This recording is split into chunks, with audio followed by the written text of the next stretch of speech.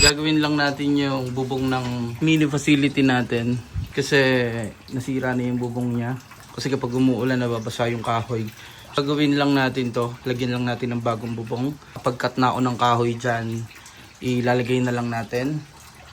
And let's go. Check her name is drunk as hell at 3 in the morning. When you're snoring, I just hit the after spot without a warning.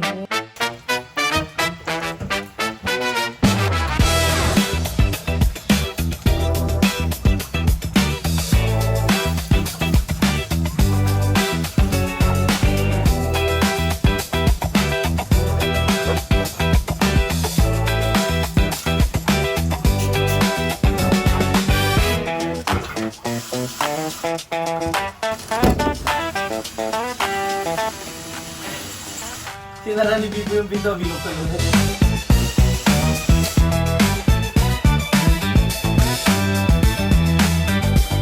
Then, tapunan natin yung frame. Gawin na lang natin bubong yan. Kakabitan natin ng insulation para hindi sila mainitan. Ginabi na tayo. Guys, ginabi na tayo. So, okay lang.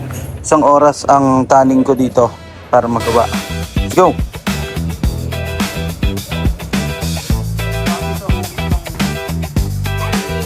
Pag pinapansin,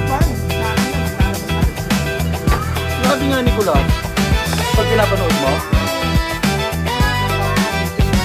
hindi, yung sa budget kasi, sponsored talaga yun. Yung nalobat. Ito na, naikabit na natin sa oras na 10 PM. Susunod, i-repaint na natin yan. Unti ko lang inaayos yung mga kailangan ko ayusin dito sa bahay dahil next month lalabas na ang aming baby Franco. Saglit na vlog lang to kasi hindi na ako masyadong nakapag-shoot kanina, ang dami kong ginawa. At hanggang dito na lang. Kita-kita ulit tayo bukas. Let's go. Ay, let's go.